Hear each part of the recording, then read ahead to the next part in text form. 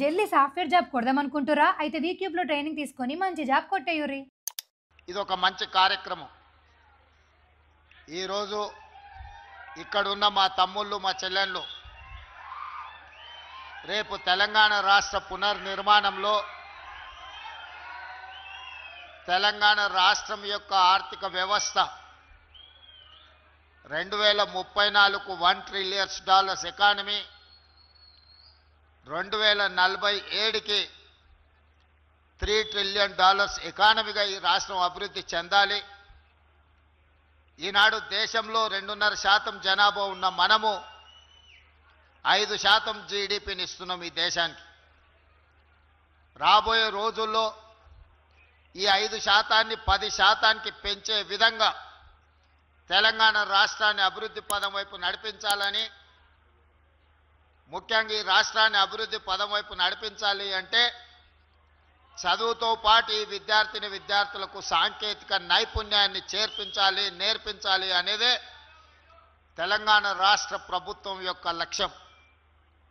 దాంట్లో భాగంగానే టాటా సంస్థతో MOU చేసి పోయిన సంవత్సరం సరిగ్గా ఇదే సమయంలో ఇదే మల్లెపల్లిలో ఇక్కడనే 4 ATCల కోసం పునాది రాయి వేసుకోవడం జరిగింది. ఆ రోజు కొంతమంది విమర్శించారు, ఇది పునాది రాళ్లలాగానే మిగిలిపోతాయని. ఆనాడు నేను చెప్పిన తెలంగాణ రాష్ట్రంలో లేదా ఆనాడు ఉమ్మడి రాష్ట్రంలో మొట్టమొదట 1956లో ITIలను ప్రారంభించడం జరిగింది. ఇండస్ట్రియల్ ట్రైనింగ్ ఇన్స్టిట్యూట్ ఉమ్మడి ఆంధ్రప్రదేశ్లో మొట్టమొదటిది 1956లో ప్రారంభించారు. ఆ తర్వాత కాలక్రమేణా తెలంగాణ రాష్ట్రంలో 65 ITIలుగా ఇవన్నీ పెరుగుతూ వచ్చినాయి. ఒకప్పుడు ఐటీఐలో చదువుకున్న వాళ్ళకు, శిక్షణ పొందిన వాళ్ళకు కొంతమేరకు ఉద్యోగాలు వచ్చేవి. కాలక్రమేణా అక్కడ నేర్పిస్తున్న సాంకేతిక నైపుణ్యానికి సమాజంలో అవసరాలకి సంబంధమే లేకుంటే తెగిపోయింది. ఆ బంధం పూర్తిగా విడిపోయింది. ఏ రోజు ఉమ్మడి రాష్ట్రంలో కానీ ప్రత్యేక తెలంగాణ రాష్ట్రంలో 10 సంవత్సరాలు ఈ గ్రామీణ ప్రాంతాలలో, ముఖ్యంగా తండాలలో, గూడాలలో, మారుమూల పల్లెల్లో ఉన్న పేద రైతులు, కార్మికుల యొక్క పిల్లలు పెద్ద ఉన్నత చదువులు చదువుకోకపోయినా సాంకేతిక శిక్షణ పొంది సాంకేతిక నైపుణ్యాన్ని సాధిస్తే ఆ కుటుంబాలు ఆర్థికంగా నిలదొక్కుని భవిష్యత్తులో బాగుపడడానికి అవకాశం ఉండే. కానీ తెలంగాణ రాష్ట్రంలో ఏ ఒక్కరోజు కూడా ఆనాటి పాలకులు ఈ దిశగా ఆలోచన చేయలే. నేను, మా మిత్రులు శ్రీధర్ బాబు గారు తెలంగాణ రాష్ట్ర పెట్టుబడులను ఆకర్షించడానికి దావోస్కి వెళ్ళినప్పుడు టాటా సంస్థల చైర్మన్ కలవడం జరిగింది. వారితో చర్చించినప్పుడు టాటా ఆటోమొబైల్ ఇండస్ట్రీలో ఎన్నో ఉద్యోగ ఉపాధి అవకాశాలు ఖాళీలు ఉన్నాయి, ఎక్కడ విద్యార్థులు దొరకడం లేదు, మేము ఉద్యోగాలు ఇస్తామన్నా ఆ శిక్షణ ఉన్నవాళ్ళు ఈ దేశంలో, ఈ రాష్ట్రంలో లేరు అని చెప్పి వారు నా దృష్టికి తీసుకురావడం జరిగింది.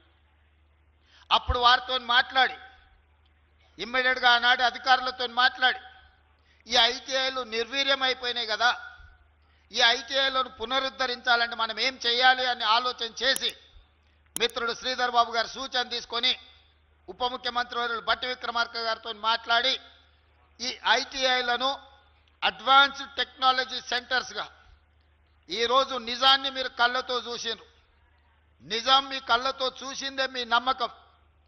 ఆనాడు మేము చెప్పినప్పుడు చాలామంది అనుమానాలు వ్యక్తం చేసి, వేదిక మీద ఉన్న వాళ్ళు మంత్రులే కాదు, ఇక్కడికి వచ్చిన అధికారులు కూడా ఈరోజు ఈ మల్లెపల్లిలో ప్రారంభించిన 4 ATCలు ఈరోజు ఎంత అద్భుతంగా ఉన్నాయో, పెద్ద కార్పొరేట్ కంపెనీలో కూడా వాళ్ళ కాలేజీలో, వాళ్ళ ఇన్స్టిట్యూట్స్లో లేని ఎక్విప్మెంట్ ఈరోజు ఇక్కడికి వచ్చింది.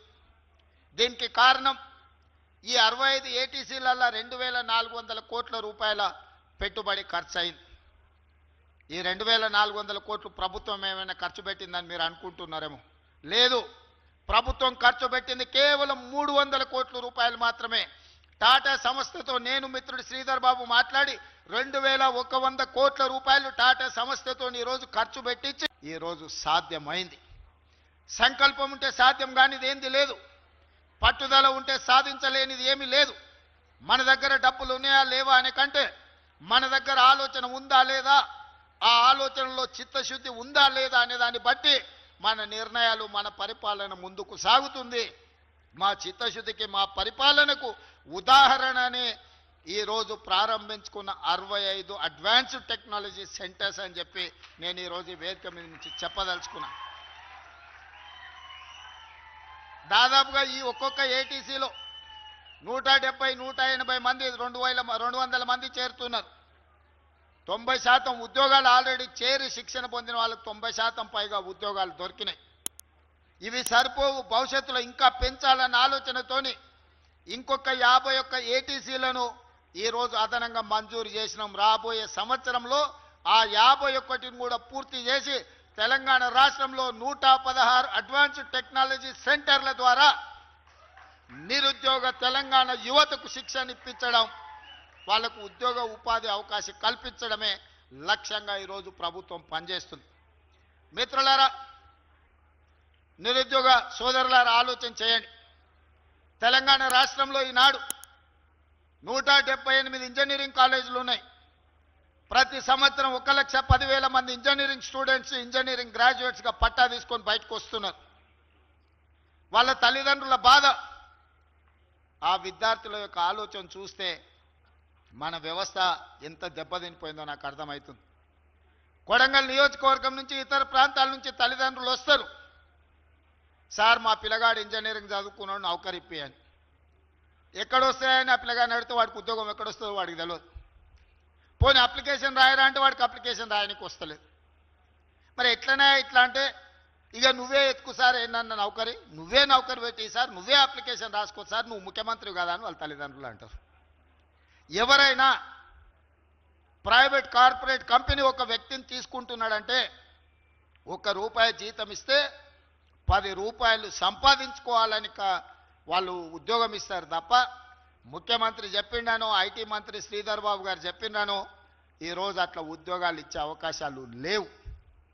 మీకు ఏదైనా ఉంటే మీ గ్రామంలో స్కూల్ బిల్డింగ్ కావాలంటే మేము కట్టిస్తాం కానీ, లేదో దేవాలయం కావాలంటే సాయం చేస్తాం కానీ, అర్హత లేని వాళ్లకు చిన్న ఉద్యోగం కూడా మేము ఇవ్వము అని చెప్పి ఈరోజు ప్రైవేట్ కార్పొరేట్ కంపెనీలన్నీ స్పష్టంగా చెబుతున్నాయి. అందుకే పేరుకే ఇంజనీరింగ్ పట్టా, ఆ ఇంజనీరింగ్ పట్టా సాంకేతిక నైపుణ్యం లేకపోతే నాలుక గీసుకోవడానికి కూడా ఉపయోగం లేని పరిస్థితులు ఈరోజు సమాజంలో ఉత్పన్నమైనవి. అందుకే ఆలోచన చేయండి అని చెప్పి మా యువతకు చెప్తున్నా. అందుకే ఈరోజు తెలంగాణ గవర్నమెంట్ ఫోకస్ చేస్తున్నది ఈ అడ్వాన్స్ టెక్నాలజీ సెంటర్లను, స్కిల్ యూనివర్సిటీని, స్పోర్ట్స్ యూనివర్సిటీని. ఇవన్నీ ఎందుకు ప్రారంభిస్తున్నామంటే మట్టిలో మాణిక్యాలను వెలికి తీయాలి, తెలంగాణ సమాజంలో ఉన్న చైతన్యాన్ని సాన పట్టాలి, వాళ్ళ జీవితాలను తీర్చిదిద్దాలన్నదే మా ప్రభుత్వం యొక్క ఆలోచన. ఈ తెలంగాణ రాష్ట్ర సాధననే అక్కడ కూర్చున్న నిరుద్యోగ యువత పోరాటం వల్ల వచ్చింది. వాళ్ళ ఆకాంక్షలు, వాళ్ళ భవిష్యత్తు బాగుంటుంది, ఉద్యోగ ఉపాధి అవకాశాలు వస్తాయని. పాలకుల నిర్లక్ష్యం వల్ల 10 సంవత్సరాలు ఏది జరగలే. కానీ ఈనాడు మీ సోదరుడు మీలో నుంచే ఒక 20 సంవత్సరాలు వెనకపోతే మీలాకనే నేను కూడా అక్కడ కూర్చున్నవాడినే. 2006 కంటే ముందు నేను కూడా మీలా పెద్ద నాయకులు సమావేశాలు పెడితే వేదిక ముందు మీలాగా ప్రేక్షకుడుగా కూర్చున్నోనే. కానీ అక్కడి నుంచి ఇక్కడికి వచ్చినా అంటే నిరంతరం కష్టపడి పనిచేయడం వల్ల, మీరందరూ ఆశీర్వదించే అవకాశం ఇవ్వడం వల్ల. అందుకే ఈరోజు మీరందరూ డిగ్రీ గురించి ఆలోచన చేయకండి, మీకు వచ్చిన సాంకేతిక నైపుణ్యం గురించి ఆలోచన చేయండి. ఇవాళ నేను మాట ఇస్తున్నా మీకు, నేను south Korea, Japan, Taiwan, Germany లాంటి దేశాలు చాలా వాటితో మాట్లాడినా, రష్యా లాంటి దేశాలతో మాట్లాడినాం, వెళ్ళి చూసి వచ్చినాం. లక్షలాది ఉద్యోగ ఉపాధి అవకాశాలు ఉన్నాయి. అమెరికా ఒక్కటే కాదు, విదేశీ ఉద్యోగాలకు. అమెరికాకి వెళ్ళాలంటే ఇంజనీరింగ్లో ఐటీ చదువుకొని ఉండాలని గతంలో మనకున్న పరిస్థితి. ఇవాళ ఇంజనీరింగ్ చదువుకోకపోతే ఐటీ రాకపోతే ఉద్యోగమే రాదు అన్న ఒక అపోహలలో మనం బతుకుతున్నాం. అది తప్పు. టామ్కామ్ అని మన రాష్ట్ర ప్రభుత్వం నుంచి ఒక సంస్థను ఏర్పాటు చేసి జపాన్కి పంపిస్తే, నేను జపాన్ పర్యటన పోయినప్పుడు పిల్లలు వచ్చి కలిసిండ్రు. ఏమయ్య మీరు ఇక్కడ ఉన్నారంటే, మీ ప్రభుత్వం మమ్మల్ని ఇక్కడికి పంపించింది సార్, నేను 3 లక్షల రూపాయల జీతంతో జపాన్లో ఉద్యోగం చేస్తున్నా సార్ అని చెప్పిండు. 40 మంది వచ్చి కలిసిండ్రు. నాకు చాలా సంతోషమైంది. దేశంలో మన ఊరి పిల్లలు, మన పిల్లలు మన ప్రభుత్వం పంపిస్తే జపాన్లో కూడా ఉద్యోగాలు సాధించిందని. ఇవాళ ఈ అడ్వాన్స్ టెక్నాలజీ సెంటర్లలో ట్రైనింగ్ పొందుతున్న వాళ్ళకి నేను ఒకటే మాట ఇవ్వదలుచుకున్నాను. పని నేర్చుకోండి, ఫోకస్ పెట్టండి. Germany, Japan, south Korea, China లాంటి దేశాలు కూడా మన ముందు మొక్కరిల్లే రోజు వస్తుంది. ఇవాళ అమెరికా ఎట్లయితే మన ముందు మొక్కరిల్లిందో, రేపు మీ సాంకేతిక నైపుణ్యంతో మీ విదేశాలలో బాగా బ్రతకాలన్న మీ కలలు సాకారం అవ్వడానికి అవకాశం ఉంది. ఇంతకుముందు మిత్రుడు పొన్నం ప్రభాకర్ గారు ఒక మాట చెప్పారు. గతంలో ఇందిరాగాంధీ ఉన్నప్పుడు అగ్రికల్చర్ సీలింగ్ యాక్ట్ తీసుకొచ్చి వేలాది ఎకరాలు, లక్షలాది ఎకరాలు జమీందారుల దగ్గర ఉంటే ఆ భూములు తీసుకొని పేదలకు పంచిపెట్టారు. ఆనాడు ప్రభుత్వం దగ్గర ఆస్తులు ఉన్నప్పుడు ఇండ్ల పట్టాలు ఇచ్చిండ్రు, ఇండ్లు ఇచ్చిండ్రు, వ్యవసాయానికి భూములు ఇచ్చిండ్రు. ఇవాళ ప్రభుత్వం దగ్గర పంచడానికి భూములు లేవు. ప్రభుత్వం దగ్గర ప్రభుత్వ కార్యాలయాలు కట్టడానికి భూమి లేదు. శ్మశాన వాటికల కోసం కేటాయిద్దామంటే భూమి లేదు. ఇక పేదలకు భూమి ఇవ్వడం అనేది, పేదరికాన్ని నిర్మూలించడానికి భూములు ఇవ్వాలంటే అసాధ్యమైన పని. మరి పేదరికాన్ని ఎట్లా నిర్మూలించాలి, ఇది ఆలోచన చేయాలి.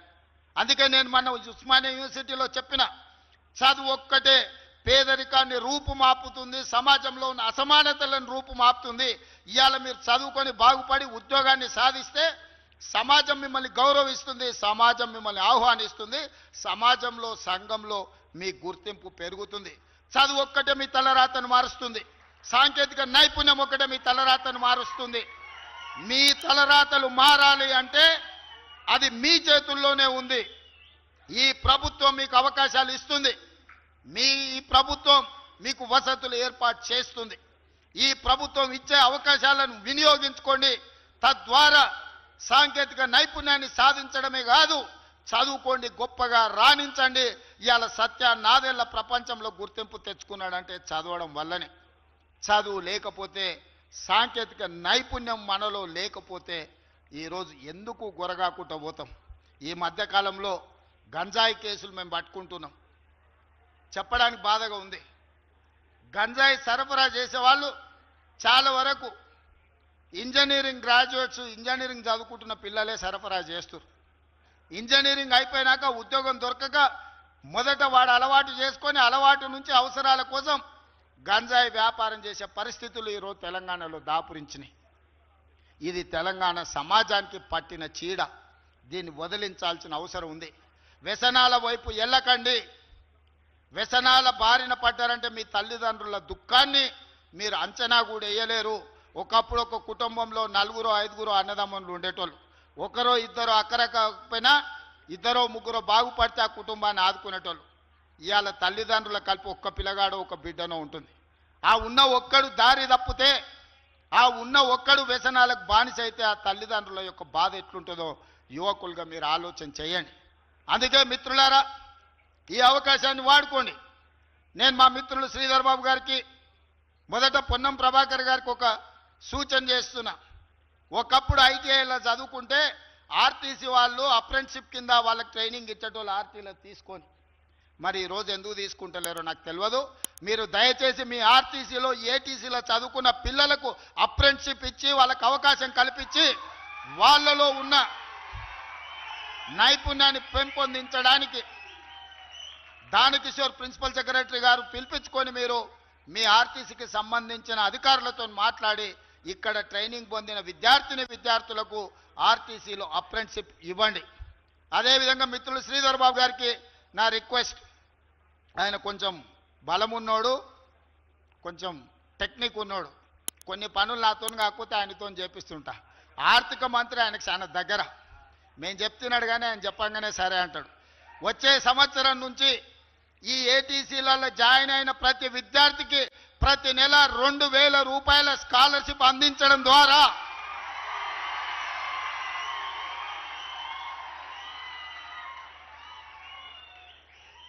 ఏటీసీలో ఏ గ్రామీణ ప్రాంతాలకు సంబంధించిన పట్టణంలో పేదలకు సంబంధించిన పిల్లలు ఈ అడ్వాన్స్డ్ టెక్నాలజీ సెంటర్లలో జాయిన్ అవుతారో ప్రతి నెల 2,000 రూపాయలు వాళ్ళకి స్టైపెండ్ కింద ఇప్పించండి.